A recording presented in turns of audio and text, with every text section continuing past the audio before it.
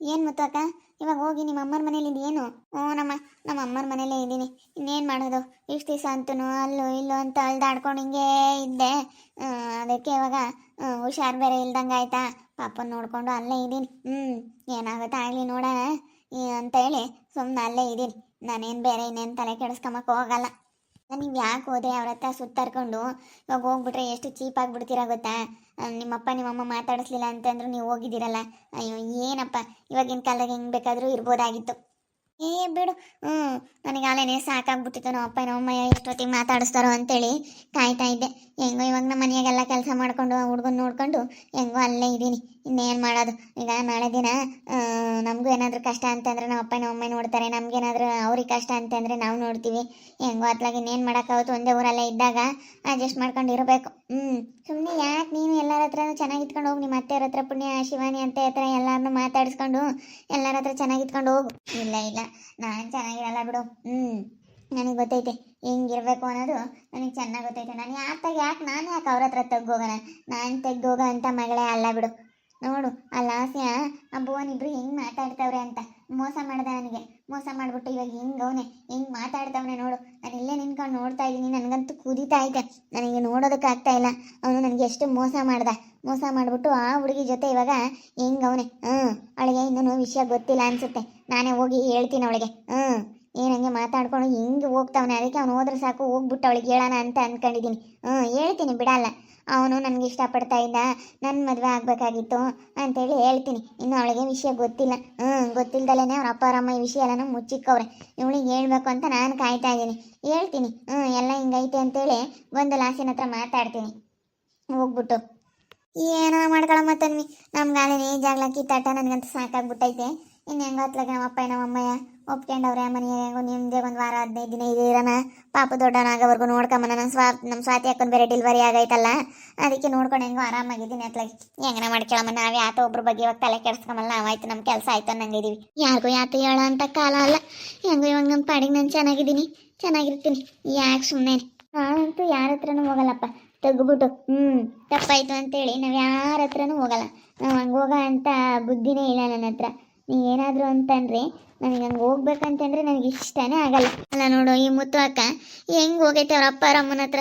ಅಯ್ಯೋ ದೇವ್ರೆ, ಅವ್ರು ಅಷ್ಟೊಂದೆಲ್ಲ ನಾವು ಮಾತಾಡ್ಸಲ್ಲ ಅಂತ ಅಂದ್ರೂ ಹೋಗೋವ್ರ ಹತ್ರ ನಾನು ಚೆನ್ನಾಗಿರ್ತೀನಿ ಅಂತ ಹೋಗೈತಲ್ಲ. ಈ ಮುತ್ತು ಅಕ್ಕನಿಗೆ ಏನು ಹೇಳಬೇಕು ಏನೋ ಒಂದು ಗೊತ್ತಾಗ್ತಾ ಇಲ್ಲಪ್ಪ ನನಗೆ. ನಾನು ಈ ಅಕ್ಕನಿಗೆ ಬುದ್ಧಿ ಇರೋದಾಗಿದ್ರೆ ಹೋಗ್ತಿತ್ತ, ಬುದ್ಧಿ ಇಲ್ಲ. ಅದಕ್ಕೆ ಹೋಗಿರೋದು. ಅಯ್ಯೋ ದೇವ್ರೆ, ಅಲ್ಲ ಈ ಅಕ್ಕನಿಗೆ ಏನು ಹೇಳ್ಬೇಕಂತ ನನಗೆ ಗೊತ್ತಾಗ್ತಿಲ್ಲ ಬಿಡು. ಡ್ಯಾನ್ಸ್ ತುಂಬ ಚೆನ್ನಾಗಿ ಮಾಡ್ತೀಯ ಅಂತೆ ನೀನು. ಡ್ಯಾನ್ಸ್ ಮಾಡು, ಹೆಂಗೆ ಮಾಡ್ತೀಯ ನೋಡೋಣ. ನೀನು ಇಲ್ಲಿ ಕೂತ್ಕೊಂಡಾಗ ಡ್ಯಾನ್ಸ್ ಮಾಡು ಅಂತಂದರೆ ನನಗೆ ಹೆಂಗೆ ಡ್ಯಾನ್ಸ್ ಮಾಡೋಕ್ಕಾಗುತ್ತೆ ಹೇಳು? ಒಂಥರ ಭಯ ಆದಂಗೆ ಆಗುತ್ತೆ. ನೀನಿದ್ರೆ ಒಂಥರ ನಾಚಿಕೆ ಆದಂಗೆ ಆಗುತ್ತೆ. ನೀನಿದ್ರೆ ಡ್ಯಾನ್ಸ್ ಮಾಡೋಕ್ಕಾಗಲ್ಲಪ್ಪ ನನಗೆ. ಇರಲಿ ಪರವಾಗಿಲ್ಲ, ಮಾಡು. ನೀನು ಸುಮ್ಮನೆ ಒಂದು ಡ್ಯಾನ್ಸ್ ಕ್ಲಾಸ್ ಓಪನ್ ಮಾಡಿಬಿಡು ಇಲ್ಲಿ. ಇಲ್ಲಿ ಅಕ್ಕಪಕ್ಕದಲ್ಲಿ ಯಾರೂ ಇಲ್ವಲ್ಲ ಡ್ಯಾನ್ಸ್ ಕಲಿಸೋ ಅಂಥವ್ರು. ಡ್ಯಾನ್ಸ್ ಕ್ಲಾಸ್ ಓಪನಿಂಗ್ ಮಾಡಿಬಿಟ್ರೆ ಚೆನ್ನಾಗೇ ಒಳ್ಳೆ ರೆಸ್ಪಾನ್ಸ್ ಸಿಗುತ್ತೆ. ಸುಮ್ಮನೆ ಹಾಗೆ ಮಾಡು. ತುಂಬ ಚೆನ್ನಾಗಿ ಡ್ಯಾನ್ಸ್ ಎಲ್ಲ ಮಾಡಿಸ್ತೀಯ, ಡ್ಯಾನ್ಸ್ ಎಲ್ಲ ಕಲ್ತ್ಕೊಂಡಿದ್ಯಾ. ಈ ಥರ ಮಾಡು ಗೊತ್ತಾ. ನೀನು ತುಂಬ ಚೆನ್ನಾಗೇ ಒಳ್ಳೇದಾಗುತ್ತೆ. ಅದೊಂದು ನಾವು ಬಿಸ್ನೆಸ್ ಮಾಡ್ಕೊಂಡು ಹೋಗ್ಬೋದು ಹಾಗೇನೆ. ಅದೇ ನಾನು ಹಂಗೆ ಅಂದ್ಕೊಂಡಿದ್ದೀನಿ.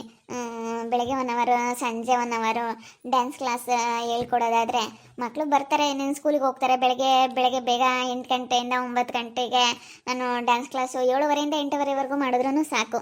7:30 ಇಂದ 8:30ವರೆಗೂ ಡ್ಯಾನ್ಸ್ ಕ್ಲಾಸ್ 1 ಅವರ್ ಕಳಿಸ್ಬಿಟ್ಟು ಆಮೇಲೆ ಬೇರೆ ಮಿಕ್ಕಿದ್ದೆಲ್ಲ ಆಮೇಲೆ ನಾನು ಕೆಲಸ ಮಾಡ್ಕೋಬೋದು ಅಂತ ಅಂದ್ಕೊಂಡಿದ್ದೀನಿ. ಸಂಜೆ 5:30 ಇಂದ 6:30ವರೆಗೂ ಡ್ಯಾನ್ಸ್ ಕ್ಲಾಸ್ 1 ಅವರ್, ಬೆಳಗ್ಗೆ 1 ಅವರ್, ಸಾಯಂಕಾಲ 1 ಅವರ್ ಕಲಿಸ್ಕೊಟ್ರೆ ಸಾಕು. ಚೆನ್ನಾಗೆ ನಾನು ಆ ಥರ ಅಂದ್ಕೊಂಡಿದ್ದೆ. ನನಗೂ ಡ್ಯಾನ್ಸ್ ಅಂತಂದರೆ ತುಂಬ ಇಷ್ಟ. ಈ ಥರ ಡ್ಯಾನ್ಸ್ ಕ್ಲಾಸ್ ಮಾಡೋದು, ಈ ಥರ ಮಕ್ಕಳಿಗೆಲ್ಲ ಕಲಿಸೋದು ಅಂತಂದರೆ ನನಗೂ ಇಷ್ಟ.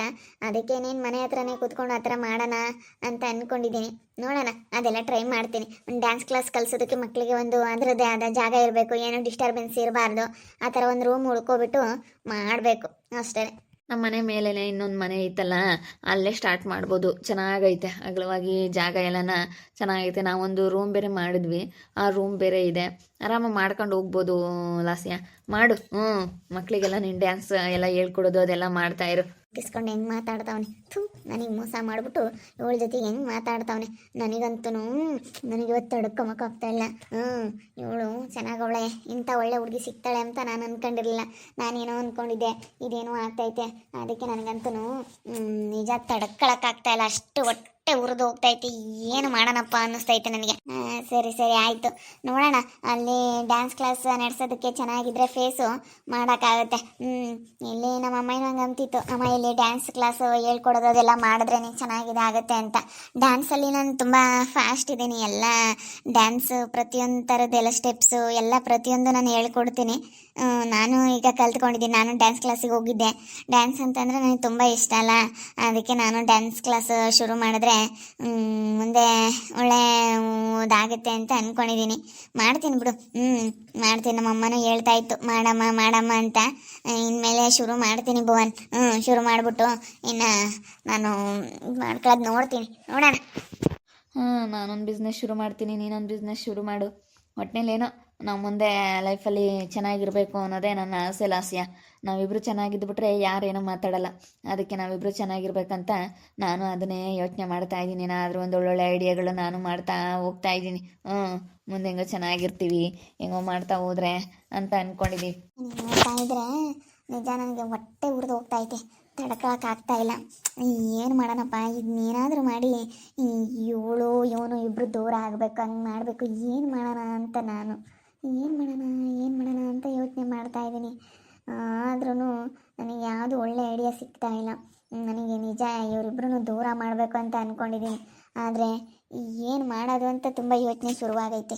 ಏನಾದರೂ ಒಂದೊಳ್ಳೆ ಐಡಿಯಾ ಸಿಕ್ಕಿಬಿಟ್ರೆ ನನಗೆ ಮಾಡ್ತೀನಿ, ಬಿಡಲ್ಲ. ಇವರಿಬ್ಬರೂ ದೂರ ಮಾಡೇ ಮಾಡ್ತೀನಿ. ನನಗೆ ಮೋಸ ಮಾಡಿದ ನೀವು ಅಂತಂದರೆ ಯಾವತ್ತೂ ಇವನು ಉದ್ಧಾರ ಆಗೋದಕ್ಕಂತೂ ಬಿಡೋದಿಲ್ಲ ನಾನು. ಇವಳು ಯಾಕೆ ಇಬ್ಬರು ಜೊತೆಗಿದ್ದಾಗ ಈ ಥರ ನೋಡ್ಕೊಂಡು ಈ ಥರ ಓಡಾಡ್ತಾಳೆ? ಇವಳು ಯಾಕೆ ಹುಡುಗಿ ಈ ಥರ? ಅವಳ ನನ್ನ ಮದುವೆ ಆಗೋದಿಲ್ಲ, ಅವಳು ಇವನಿಗೆ ಯಾರು ಹೆಣ್ಣು ಕೊಡೋದಿಲ್ಲ, ನನ್ನ ಮದುವೆ ಆಗಲ್ಲ ಅಂತ ಅಂದ್ಕೊಂಡಿದ್ಲಂತೆ ಅವಳು. ಅದಕ್ಕೆ ಇವಾಗ ಮದುವೆ ಸೆಟ್ ಆಗ್ತಾಯಿತ್ತಲ್ಲ, ನಿನ್ನಂಥ ಒಳ್ಳೆ ಹುಡುಗಿ ಸಿಕ್ಕಿರೋದು ನೋಡಿ ಅವಳಿಗೆ ಸಹಿಸ್ಕೊಳಕ್ಕಾಗ್ತಾ ಇಲ್ಲ ತನ್ವಿಗೆ. ಅವಳಿಗೆ ತುಂಬ ಹೊಟ್ಟೆ ಉರಿ. ಇವಳು ತುಂಬ ಒಳ್ಳೆಯವಳಲ್ಲ, ಇವಳು ಬುದ್ಧಿ ಸರಿ ಇಲ್ಲ.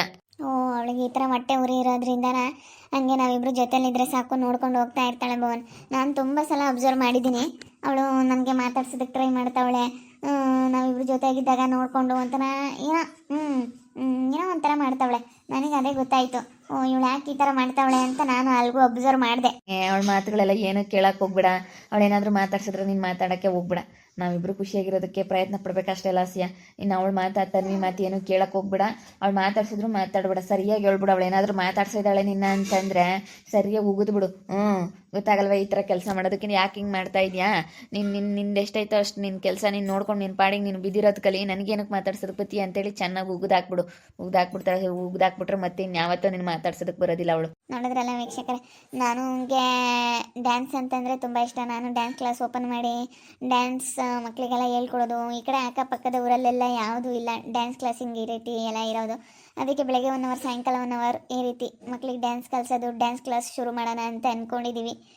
ಇಬ್ಬರು ತುಂಬಾ ಪ್ಲ್ಯಾನ್ ಮಾಡಿಕೊಂಡು ನಾನು ಭುವನ್ ಇಬ್ಬರೂ ಚೆನ್ನಾಗಿರಬೇಕು ಜೀವನದಲ್ಲಿ ಅಂತ ಅಂದ್ಕೊಂಡು ಏನೆಲ್ಲ ಪ್ರಯತ್ನ ಮಾಡ್ತಾ ಇದ್ದೀವಿ. ಎಲ್ಲ ಸಕ್ಸಸ್ ಆದರೆ ಸಾಕು. ನೋಡ್ತಾ ಇರಿ ಏನೇನಾಗ್ಬೋದು ಅಂತೇಳಿ ಮುಂದಿನ ಭಾಗದಲ್ಲಿ ನೋಡ್ತಾ ಇರಿ. ಹಾಗೆ ವಿಡಿಯೋ ಬಗ್ಗೆ ನಿಮ್ಮ ಒಬ್ಬರನ್ನ ಕಮೆಂಟ್ ಮಾಡಿರಿ. ಹಾಗೆ ವಿಡಿಯೋ ಇಷ್ಟ ಆಗಿದ್ರೆ ಲೈಕ್ ಮಾಡಿ, ಶೇರ್ ಮಾಡಿ. ಇನ್ನು ಯಾರು ನಮ್ಮ ಚಾನಲ್ ಸಬ್ಸ್ಕ್ರೈಬ್ ಮಾಡ್ಕೊಂಡು ವಿಡಿಯೋ ಇಷ್ಟ ಆಗಿದ್ರೆ ಲೈಕ್ ಮಾಡೋದನ್ನ ಮರಿಬೇಡಿ. ಇನ್ನು ಯಾರು ನಮ್ಮ ಚಾನಲ್ ಸಬ್ಸ್ಕ್ರೈಬ್ ಮಾಡ್ಕೊಂಡಿಲ್ಲ ಸಬ್ಸ್ಕ್ರೈಬ್ ಮಾಡ್ಕೊಳ್ಳಿ. ಹಾಗೆ ನಿಮ್ಮ ಫ್ಯಾಮಿಲಿ ಮೆಂಬರ್ ಜೊತೆ ಆದಷ್ಟು ವಿಡಿಯೋನ ಶೇರ್ ಮಾಡಿ, ಲೈಕ್ ಮಾಡೋದನ್ನ ಮಾತ್ರ ಮರಿಬೇಡಿ ಅಂತ ಹೇಳ್ತಾ ಈ ವಿಡಿಯೋನ ಇಲ್ಲಿಗೆ ಎಂಡ್ ಮಾಡ್ತಾ ಇದ್ದೀನಿ. ಮುಂದಿನ ವಿಡಿಯೋದಲ್ಲಿ ಸಿಗ್ತೀನಿ. ಎಲ್ರಿಗೂ thank you, tata, bye bye, see you.